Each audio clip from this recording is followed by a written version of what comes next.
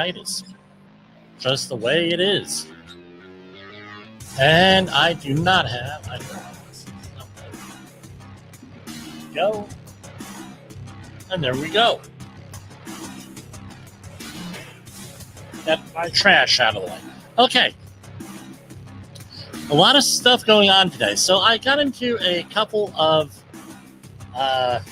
discussions today. I have a couple of announcements as well here. So we'll start out with that. So number one, on October 25th, we will be speaking about leadership today. Leadership at the ASSP, American Society for Safety Professionals, Professional Development Conference in Pomona, New Jersey. I wish. Pomona, New York. I went to college in Pomona, New Jersey, but Pomona, New York, at the Fire Academy, right next to the New York Boulders Stadium. A lot of stuff going on out there. I will be speaking there. I'll try not to bombard you with a lot of that because I do know that it does get annoying with people constantly going out there and say, hey, I'm speaking here. It does get annoying. I'm trying to not do that. That's item number one. Item number two, New Jersey City University. Adult and Continuing Education Department. This is a little bit of promo here for them, right? Ready to take your career to the next level this fall, and I'll be doing a commercial here, a formal one, very shortly. New Jersey City University's Adult and Continuing Education program offers online courses designed to fit your busy schedule. Whether you're looking to sharpen your skills or explore a new field, we've got your perfect course for you. Don't wait, enroll now and start your journey towards success. Why am I mentioning this? Is because I am going to be teaching OSHA outreach and other safety courses there in the Adult and Continuing Education Department this fall and this spring. So that's what I'm going to be doing. So we try to service the community. I've been doing this for several years now, but for a whole host of reasons, the program was curtailed, and now it's back again and things of that nature. So we look forward to doing that. And that's what's going on here with that. Now, we're going to go to our first commercial break while I pick up on while I pull up some stuff here. So, here we go. Hold on. Hey, employers, want to avoid hefty OSHA fines? Listen up. OSHA, or the Occupational Safety and Health Administration, can issue penalties after inspecting your workplace. If they find violations, you'll get notified by certified mail or in person. You have 15 working days to contest it, or the penalty becomes final. How are penalties determined? It depends on your business size, the severity of the violation, your history, and your good faith efforts. Even if you fix the issue right away, you might still get fined. Let's talk numbers. A will violation can cost between $11,524 and $161,323. Repeated violations hit up to $161,323. Serious violations can reach $16,131. And, other than serious violations, can also cost up to $16,131. If you fail to correct a violation, it's $16,131 per day. Lastly, missing a posting requirement? That's another $16,131. Stay informed, stay compliant, and keep your workplace safe to avoid these costly penalties.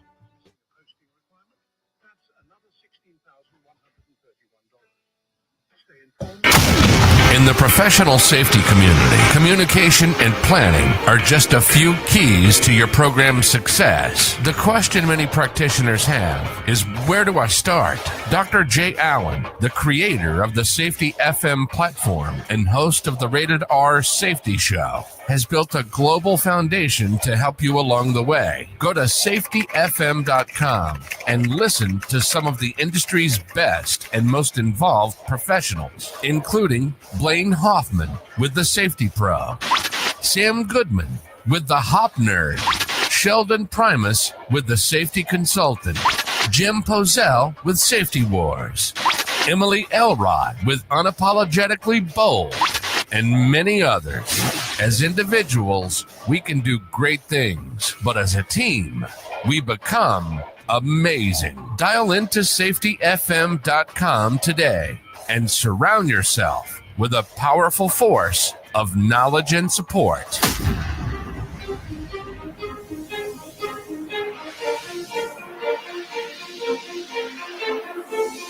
From the front lines of the safety war, it's Safety Wars, with your host, Jimpoesl on Safety FM. Get ready to face the harsh reality.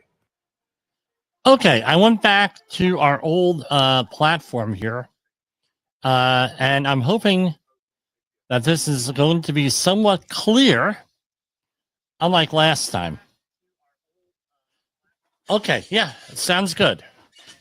I got to work it out with the other one there, and it's like this. It gives you higher quality video, but I'm having audio issues.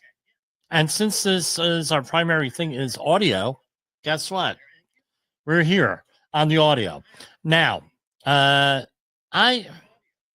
got into, and I did something stupid today. I'm sorry. I admit that it's stupid.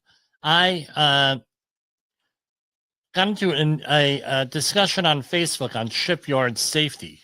And this was the redoing of a ship. And I just had a couple of questions on the thing, and it blows up, and you're yelling and screaming, and figuratively online. It's like this. There was the last time somebody threatened me, right?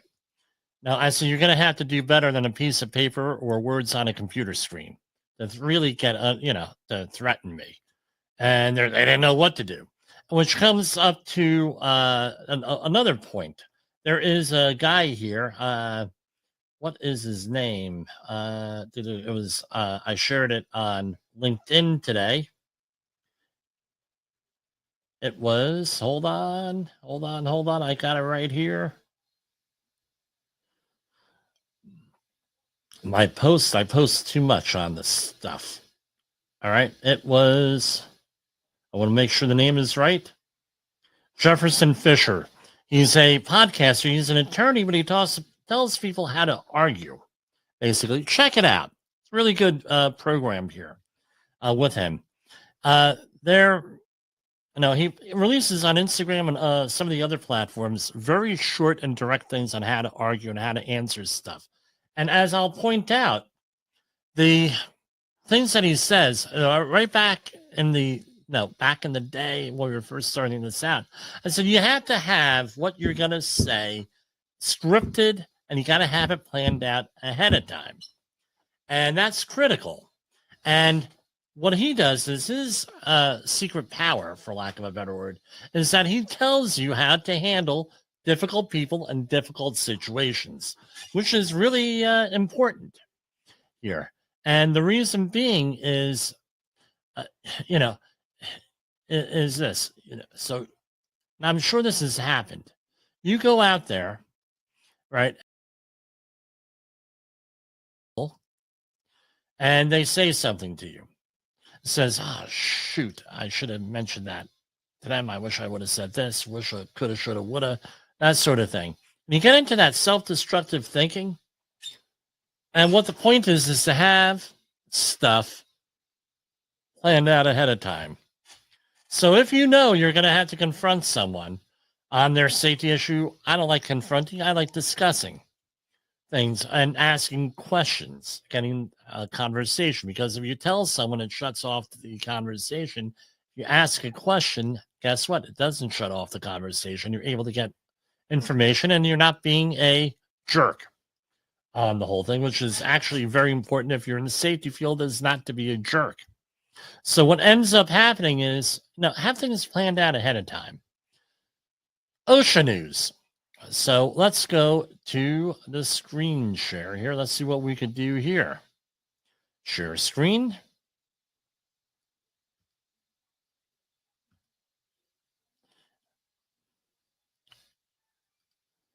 So here we have the U.S. Department of Labor.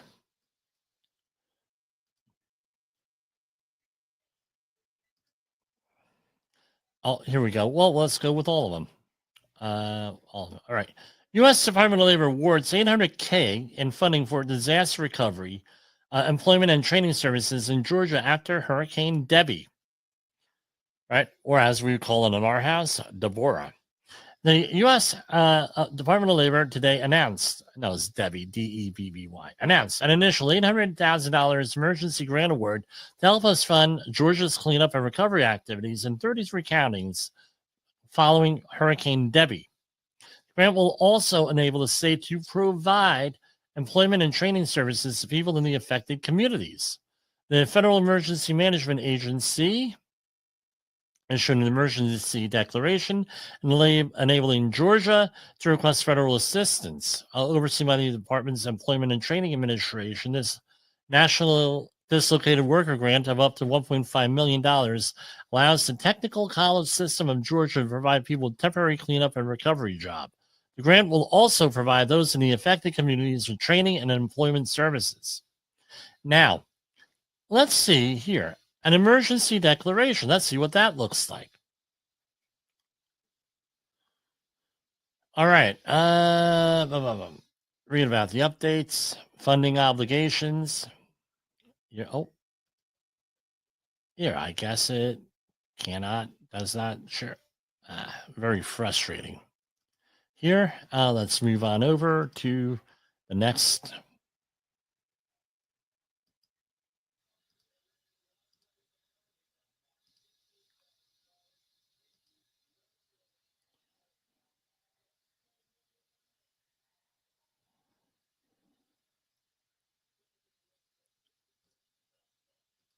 Off of the FEMA.gov webpage. So, Georgia Emergency Management and Homeland Security, this is basically what it comes down to, nothing to show for designated areas and funding obligations. Now, what I want to point out to you is this.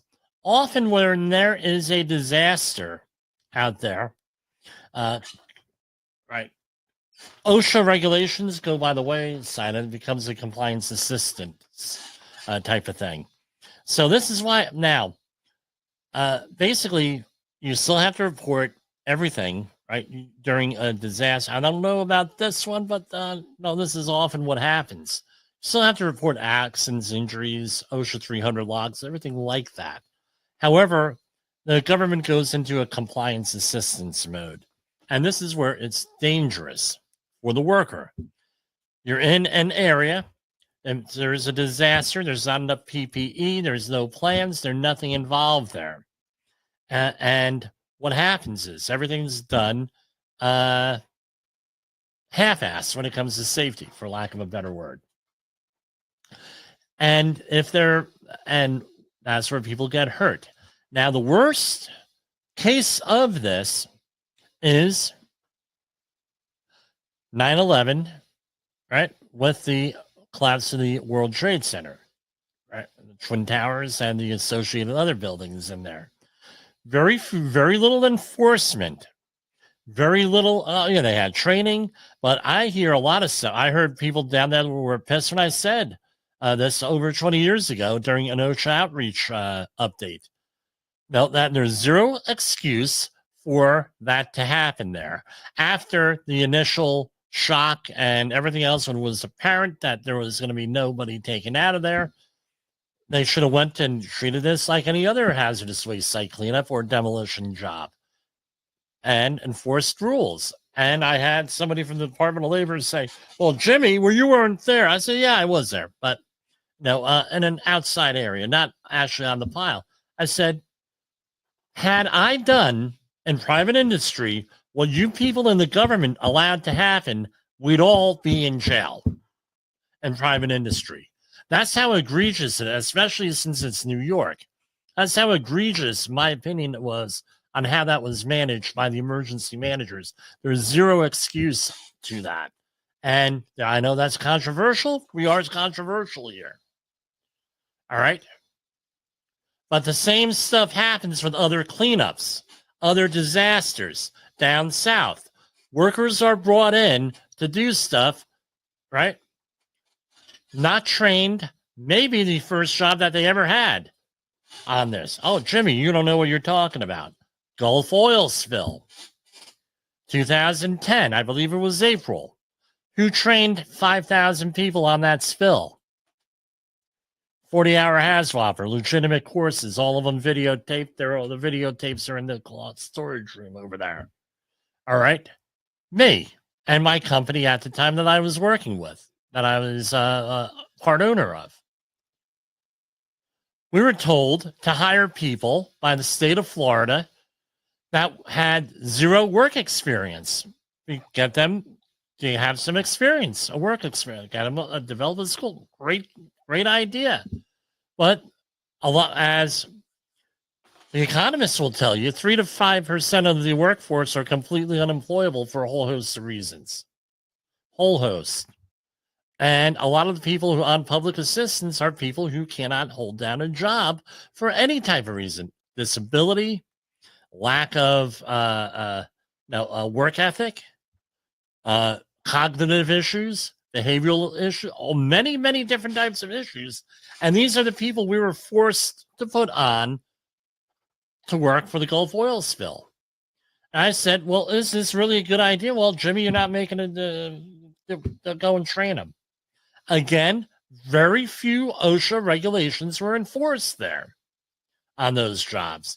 And lo and behold, 14 years later, 13 years later, all these reports of people getting sick and this problem and that problem, it's all on the public record because we're all part of a study for the people who are down there. Again, isn't the smartest thing. So what's my point? Do I have a point? Yeah, I do have a point. What's my point is that your people have to be trained. They got to work safely, especially during a disaster situation. Because there's a disaster situation doesn't mean we get the opportunity not to obey any rules or not to enforce rules. But on the other hand, the employer feels like they got, someone's got them by the gonads here. That's the other thing, where they have to hire people. They have to hire people who may be working right above minimum wage on this stuff. And that's because that's the business model. I mean, it's a very, complicated thing. All right, let's go. Department of Labor again. So OSHA did not have any news releases today. That we are not on Department of Labor. Department of Labor news releases are usually a couple of days ahead. This is from today. Court forbids Queens discount store owner and manager from retaliating against workers on obstructing U.S. Department of Labor investigation. All right. And this is a place in Astoria, Queens. I won't mention the name, which is our customer here. Two owners, they have to pay $25,000 in punitive damages to two employees who they allegedly threatened to prevent them from cooperating with the division's labor investigation. In a related agreement, the businesses paid $50,000, right? And that's $25,000 in back wages and an equal amount in liquidated damages to six employees to resolve violations of FLSA's minimum wage, overtime, and record-keeping requirements. And what happened here? They are accused of telling employees to lie to federal investigators as a condition of employment. So what's going on? In addition to requiring payment of the punitive damages, the judgment permanently prohibits the businesses and from doing the following: threatening to fire their employees or reduce hours, intimidate, coerce, retaliate, or discriminate them in any other way based on the employer's beliefs that an employee has complained about pay or engaged in any other protected activity. Obstructing in any way the department's investigations, telling any worker not to cooperate with investigators or provide them incomplete or false information and questioning workers about their cooperation and communication, communicating with any employee regarding the investigation without first informing the employee in writing and in the employee's primary language. The employees may communicate with investigators voluntarily. Here we have a click the view the consent judgment here. And this is 10 days old. Do we have any details here?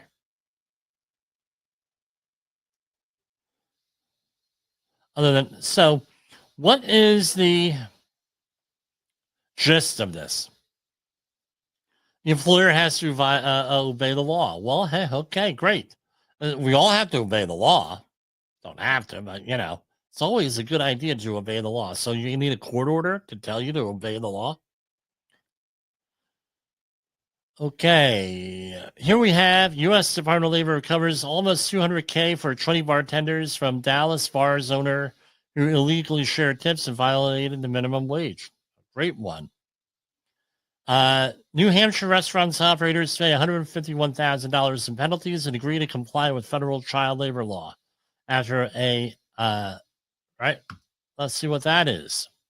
In addition to permitting 2 children to perform dangerous work, the department found, I've been to this restaurant, operating in Bristol, New Hampshire, apparently, employing 60 minors outside the hour and time limitations permitted under federal law, and employed 2 13-year-old children as bussers. The Fair Labor Standards Act forbids employers from hiring children under the age of 14 in covered non-agricultural industries, such as food service, and makes employing children under the age of 18 in dangerous jobs illegal. So they got a lot of money here. So they have to do training of the managers and basically obey the law. And that's what it is. Well, you need a court order to obey the law. So what jobs are off limits to children? Now, I'm going to share this screen here.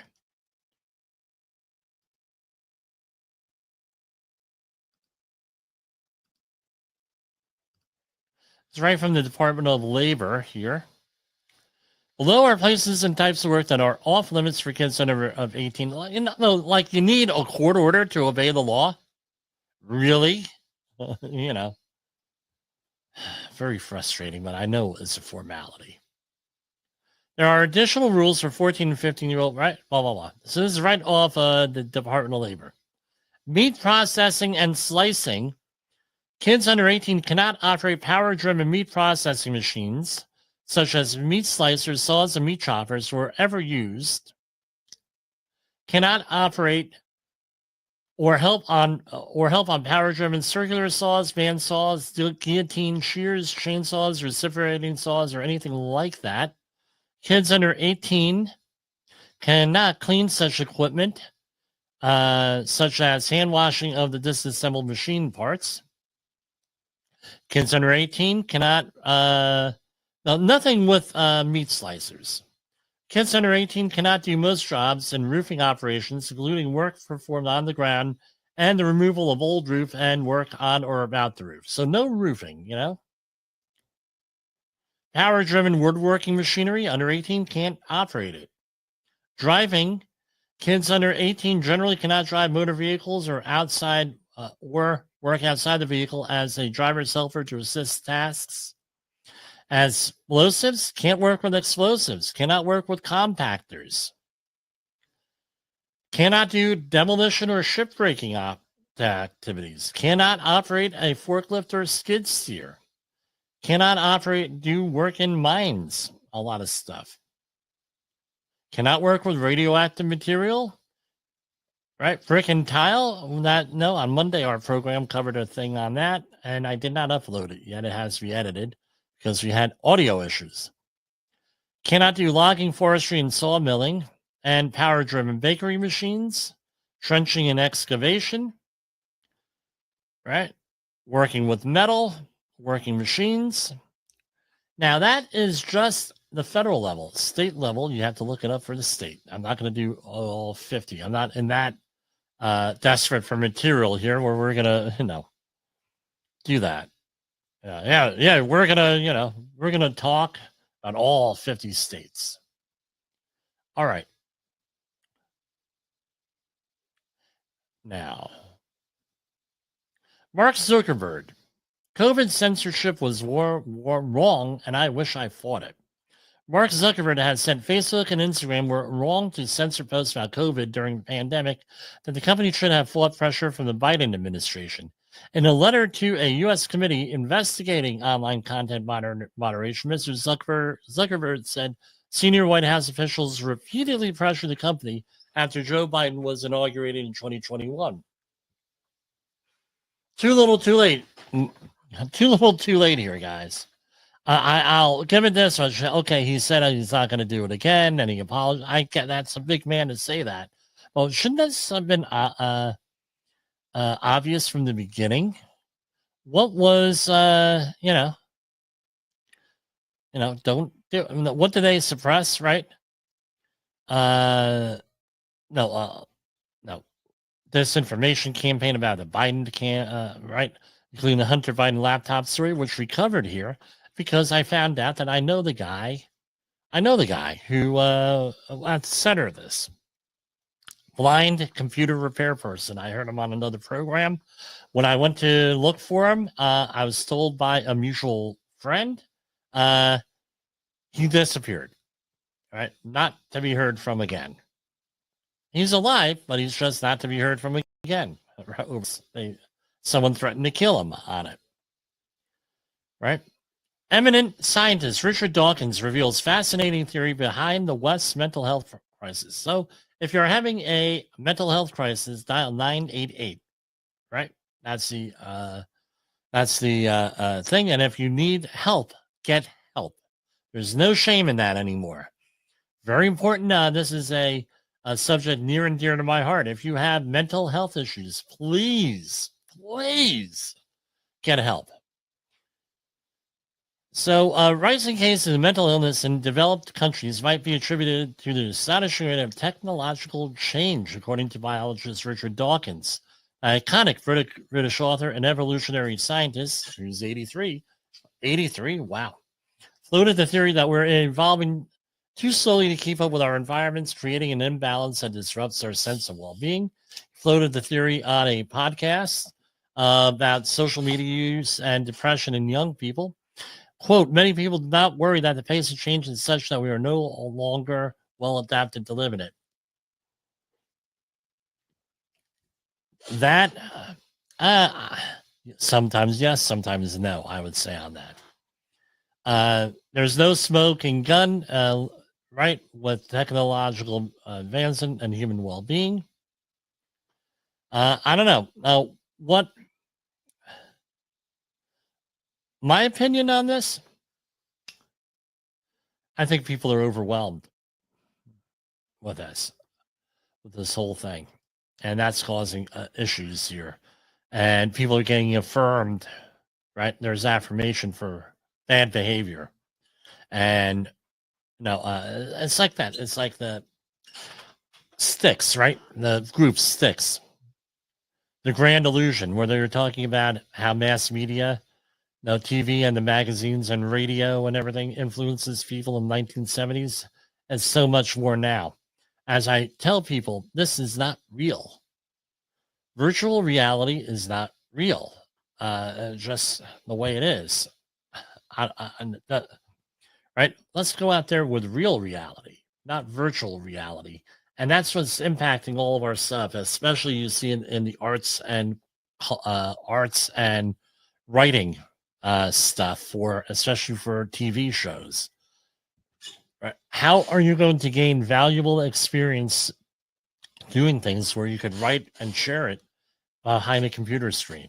That's like a real bad thing. You're not going to be able to do it. Go out there and as I tell my children, go out there and experience life. Life is not that behind a computer screen with anything. And then they go to school, and what the hell do they do at school all the time? They're on the computers the entire day at school for learning. Now, I don't get this one. No, this is like weird. Doctor busted for bizarre urine antics. This is from, where is this? The website is The Smoking Gun, but let's see where it says this. The 59-year-old internist sold his Florida medical practice in 2022 to a fellow doctor. In recent months, the doctor reportedly became upset over the business with the purchaser. Dr. Dylan Dinesh, 32, who runs affiliated health clinics out of a office in St. Petersburg, right? Pardon me. Court records do not reveal the nature of the business dispute. Investigators allege, and this is all alleged, that the doctor went to Dinesh's office on July 30th and soaked the front doors in gallons of fluid which had the odor of urine. Did it on a couple of occasions, apparently. On both occasions, cops said the doctor and his vehicle were recorded by surveillance cameras. The urine-smelling liquid soaked into the front wooden doors, causing irreparable damage. Replacing the door will cost $1,500. And they had other expenses related to urine attacks. Now, I tell you what, with... No, I don't know what to say on this one. With this, people are nuts. Popular West Park as radioactive as Chernobyl, says expert. I've never seen anything quite like it. This is in near the birthplace of the atomic bomb in Los Alamos. Right, a scenic hiking trail has been discovered to be dangerously contaminated with radiation. New tests have discovered that Acid Canyon, a popular hiking and biking trail near the birthplace of the atomic bomb in Los Alamos, New Mexico, is still radioactive today at levels akin to the site of the Soviet Union's Chernobyl nuclear disaster. The shocking contamination area, collected in an effort led by biochemist Michael Ketterer, has galvanized public calls for posting official warnings across the trail. And this is out on the dailymail.com. It is Associated Press and Matthew Phelan. Okay, going on and on and on. And this is an unrestricted area. And it's just an extreme example of very high concentrations of polonium in soils and sediments as hiding in plain sight. Pushing back on the alarming new recordings of the super weapons grade plutonium, the U.S. Department of Energy released a statement claiming that the levels were very low and well within the safe exposure range. Okay, great. My question is always, are they out there? And no, and of course, water leads to mobility of this contamination and everything else. And nice pictures, historical pictures on this article. Russia tries to summarize. Right, so next month we're doing disaster preparation. I have another public appearance on that. More details to follow. Russia tries to glamorize newly built bomb shelters as the Kremlin releases a bizarre video of flashy models walking into the evacuation shelter. The Kremlin yesterday released a bizarre video glamorizing its newly built bomb shelters as Ukraine continued its incursion into Russian territory. Filmed at the popular Black Sea resort of Sochi, that's where the Olympics were, I think, right? A couple years back. The clip features two young women smiling as they walk into a shelter, as this is just another part of everyday life. Well, I'm going to say this much.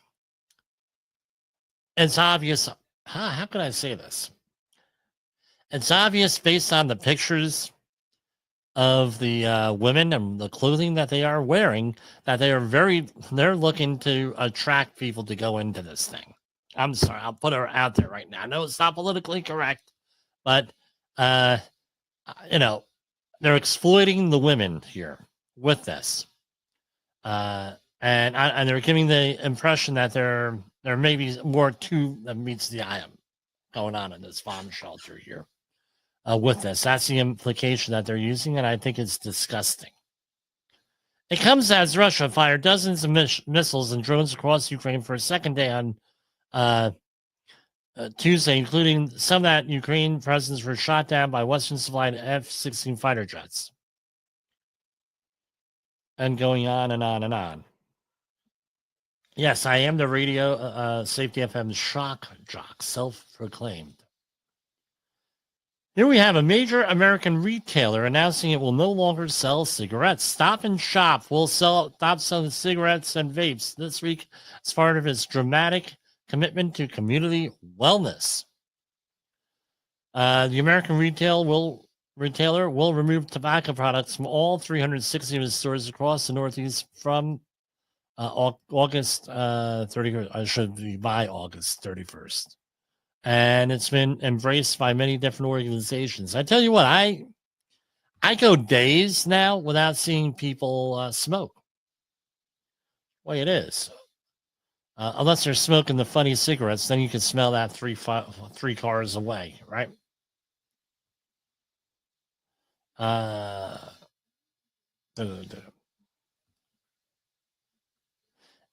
This is also from dailymail.com. It's America's least reliable cell provider with endless outages and now a huge fine. So AT&T customers across the U.S. suffered yet another outage Tuesday, just one day after the company was fined nearly $1 million by a government watchdog. Software issue crashed the service last night and left customers seeing SOS instead of the usual bars. But, you know, on Monday, the FCC slapped the company with a $950,000 fine for an outage. Now, this is what I want to point out to everybody. We're at huge risk for cyber attack and other attacks, as demonstrated by these phones being down and other computer software. The question is this: what are you going to do about it the next time it hits? What are you going to do with it? You got to plan these things out, and that's what we're talking about. I have a friend, dear friend, friend of the program here, Alicia Bjornson. She's been a guest when she was supposed to be one of Andrew Cunanan's victims, the guy who murdered Versace, but her coworker ended up being the victim, and she was discussing that. Iceland hit by cucumber shortage. She's in Iceland right now. After locals find thousands of a viral TikTok trend, as experts warn of embarrassing and distressing side effect of eating too much. Sometimes the TikTok store known as the Cucumber Guy says you need to eat an entire cucumber. Then the 23-year-old slices. So people are eating huge amounts of cucumber salad. I don't know. Again, they have a shortage up there. I like cucumbers. I like them pickled, especially. But experts today suggested that eating too many cucumbers could trigger unpleasant side effects, including diarrhea, flatulence, and kidney problems. While the said salad regularly is safe and healthy for regular consumption, excessive amounts amounts of anything can lead to negative side effects. It goes on and on and on. I don't know. Well, Alicia, I hope on your flight back, nobody around you eats a lot of cucumbers. All right. Here we have a Nevada state official found guilty of killing a journalist who exposed corruption in his office. Former Nevada politician was found guilty Wednesday of killing journalist Jeff German in September 2022. And basically, he's alleged to killing the person after exposing corruption in the office. I don't know. It's another bizarre thing, right?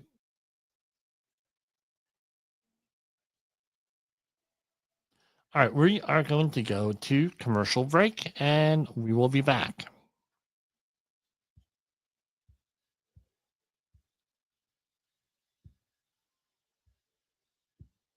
Hold on, commercial break. Hold on. In an unpredictable world, one voice rises above the chaos. Meet Jimpoesl, a seasoned safety expert who's navigated through some of the most dangerous scenarios, from anthrax, explosive cleanups, disasters, and numerous environmental cleanups, and lived to tell the tale.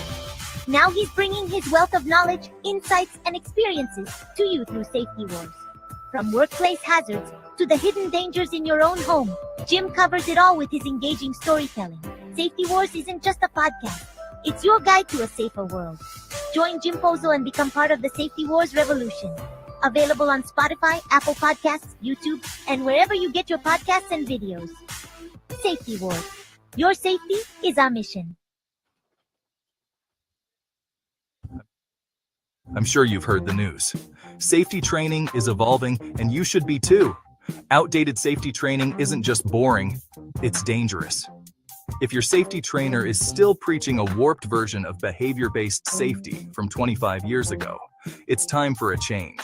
Imagine safety training that actually addresses the hazards unique to your workplace. No more generic, one-size-fits-all solutions. The Safety Wars team at safetywars.com is here to revolutionize how you approach safety, with customized training that's relevant, engaging, and effective.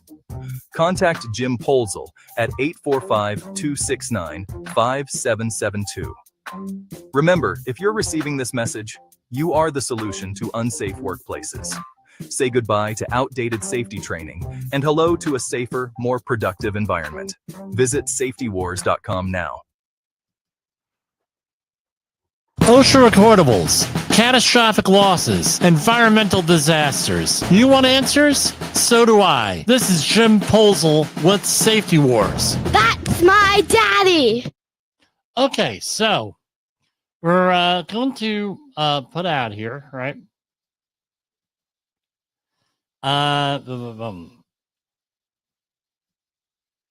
Okay. So you're going to say, why are we covering this old story? And this is an old story, you know.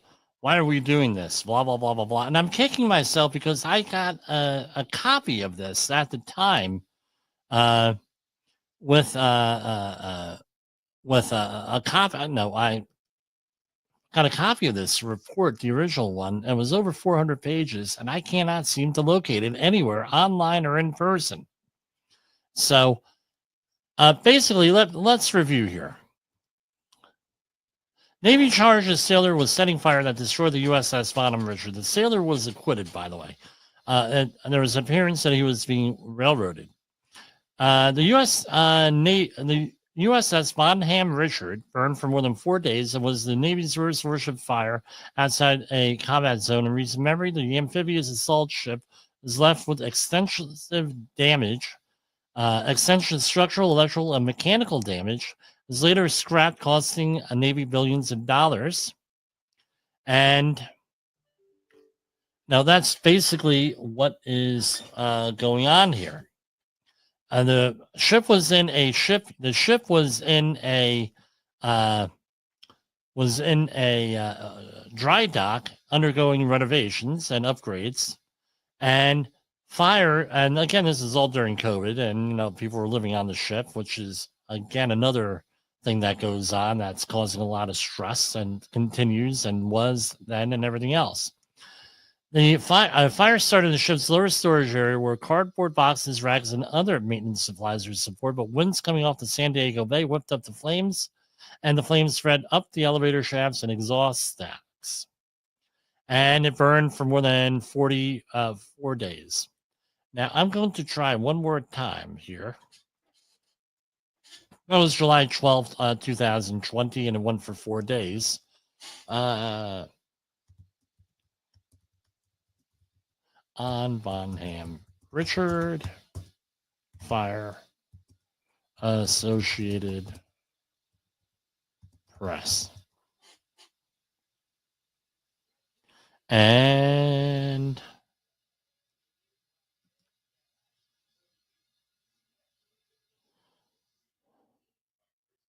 going on and on and on. Going on. 12 major findings.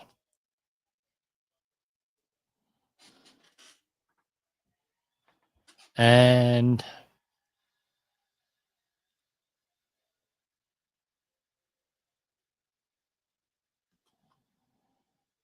hold on, let me go to one more commercial break here. I apologize, everybody. I should have had this set up, but it did not happen.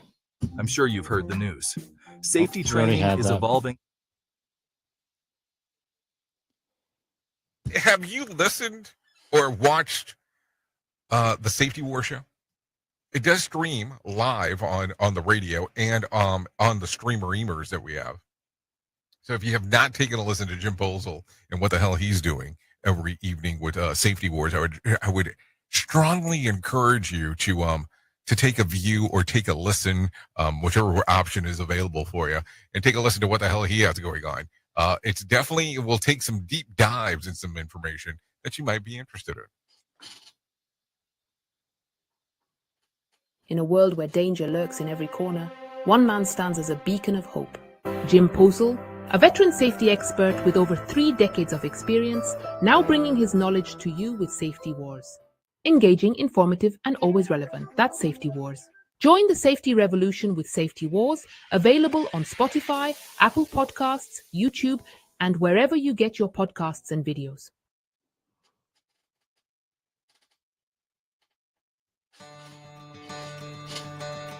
"32 years of lessons learned. That is what Jim Poesl of Safety Wars has. He has had a front row seat for over 3 decades to the world of workplace safety and health. He's seen the good, the bad, and everything in between. And let me tell you, he's had a wild ride. Now, he's not here to preach or point fingers. Here is some hard-earned practical wisdom he has earned over the years. This isn't about textbooks or regulations. It's about real-world experience, the kind you get from getting your hands dirty in the trenches. So buckle up, grab a wrench, and get ready for Jim Poesl's top 10 lessons from 32 years in HSE. Let's do this. Define the dang job. Look, before you even think about safety, you got to know what you're responsible for. What are your duties? What's your authority? Get it in writing, in black and white, in your employment contract. Can you hire? Can you fire? Can you discipline someone? Can you implement change? Knowing this stuff is crucial. It protects you legally, plain and simple. It's like having the right tool for the job. You can't fix a leaky pipe with a hammer. And hey, if you got to step outside your lane to help somebody out, do it. But know your boundaries first. It's about covering your backside and doing the right thing. Document and report, no exceptions. Let me tell you something. If someone tells you not to do your job, especially if it involves safety, you document it. Write it down, send an email, whatever it takes. And if it's serious, report it. Especially if it's coming from someone higher up the food chain. Remember, even a written order doesn't absolve you of your responsibilities. And a written one can't be negated by a verbal one. Safety first, always.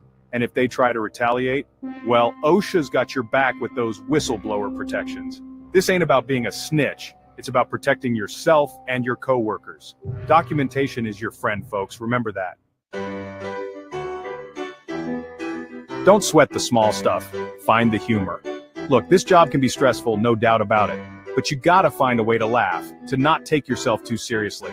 A little humor goes a long way in easing tensions and building relationships. Some people get so wound up, so focused on the rules that they forget to be human.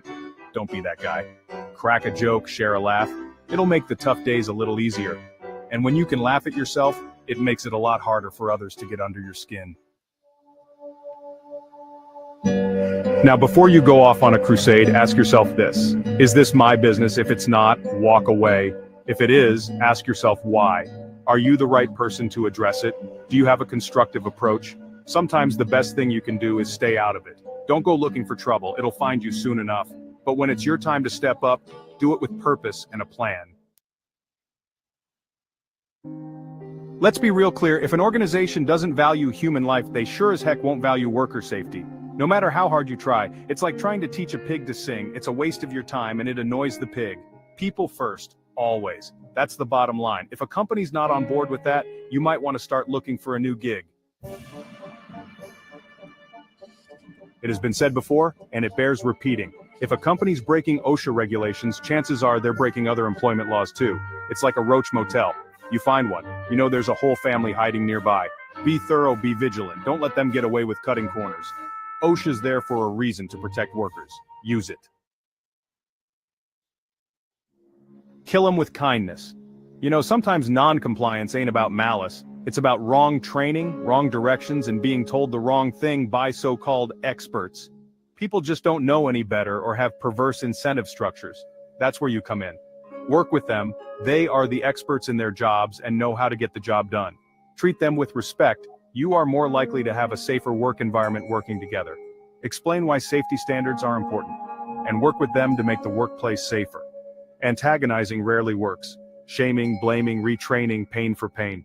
None of this works and makes the workplace more unsafe. Whatever you do it with respect, with kindness and understanding. You catch more flies with honey than vinegar, right? Don't come in guns blazing. You'll just put them on the defensive. Be a teacher, a mentor, a colleague, a friend, not a tyrant.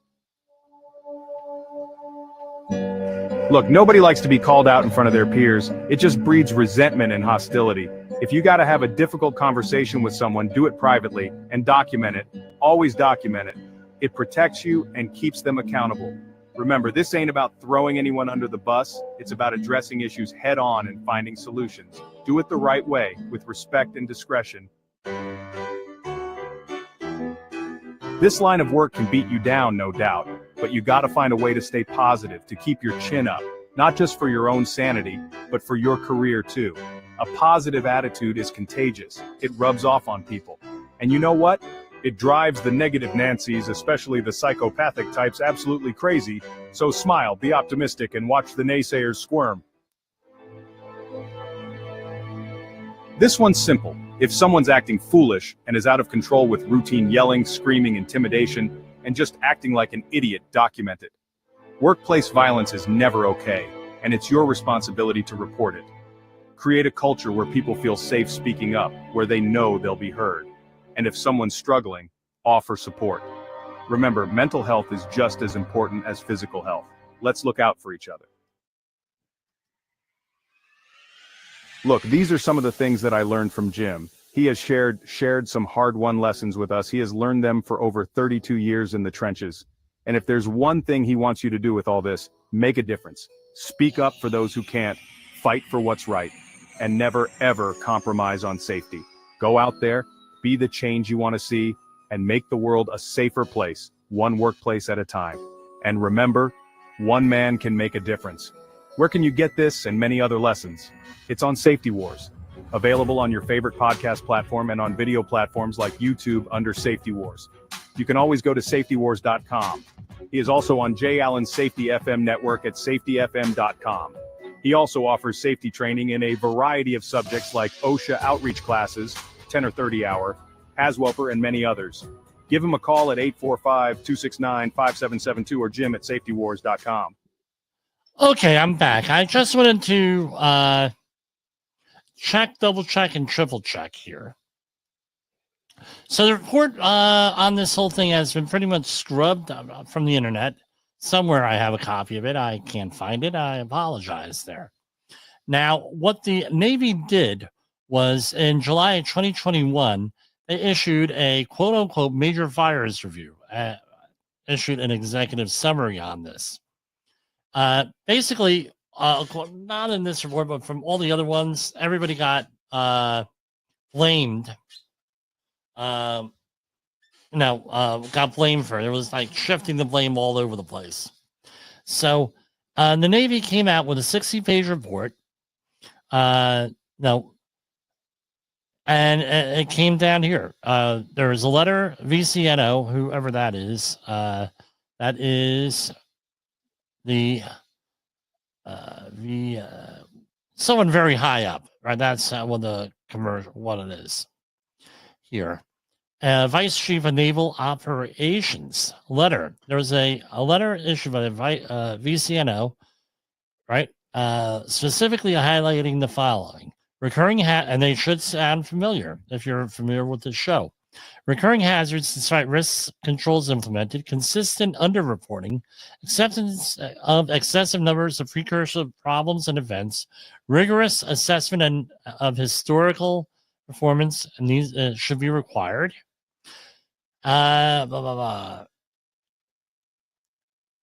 standards not followed, chain of command not followed, Now, reporting mechanisms not effective.